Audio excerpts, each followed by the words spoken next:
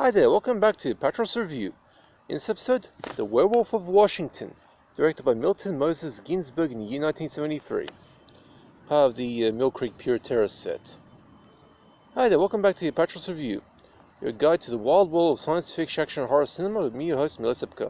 If you want to spell my name, just go to the channel name.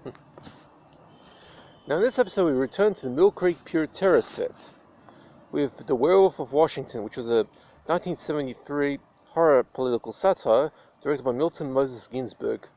If you want to find this title, it is public domain. There are prints out there, and one copy was through Payless Entertainment.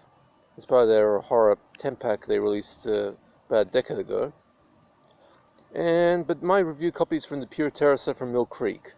It is the print for this one is pretty dark, and the resolution is pretty rough, but the Australian DVD print from Payless was even worse due to severe compression issues.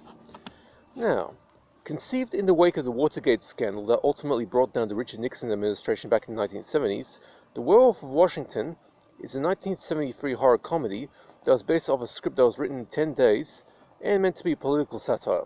Not that many of those around in the horror genre, especially in the 1970s, on an inept White House caught with their pants down when the president's new pick for press secretary, some schlub who was porking the president's daughter, went on a self-imposed exile to Romania just to prevent any sort of scandal, but upon being attacked by a werewolf and infected with a lycanthropy condition, returns to the Washington elite to start munching his way through the president's cadre of critics. This is a very aimless film in terms of where satire is concerned, although it's quite amusing in a very goofy way. Milton Moses Ginsburg directs with a very flat hand, getting his best joke out of people mistaking the word pentagram for pentagon.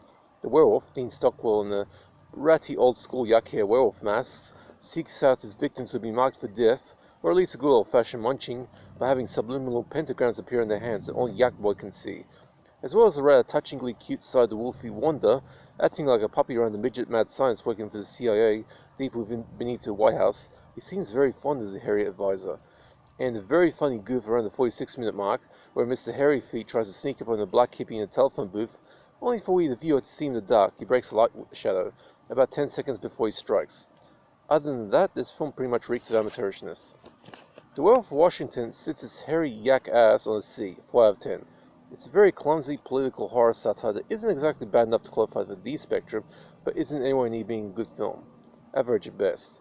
That being said, the C only stands if you treat this on its own terms as a goofy 1970s political satire, where the jokes that miss are a lot more amusing than the jokes that land, in terms of unintentional laughter value. There's very little gore in this and no nudity. So, if you want to get this on DVD, the Mill Creek Pure Terror set is definitely the one that I've seen the best copy. The Payless Entertainment print that came out was about a decade ago was a lot more compressed and very hard to see. So there you have it. Werewolf of Washington gets a C, 4 out of 10. It's average.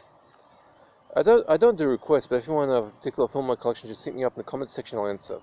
Also, if you have any questions about DVDs that you want me to answer, I'll be happy to check them out for you. Also, if you have any themes, like certain types of horror or science fiction or action films that you want me to check out, you want to know if I have titles in that section, just hit me up and I'll see if I have anything in that thing in the schedule.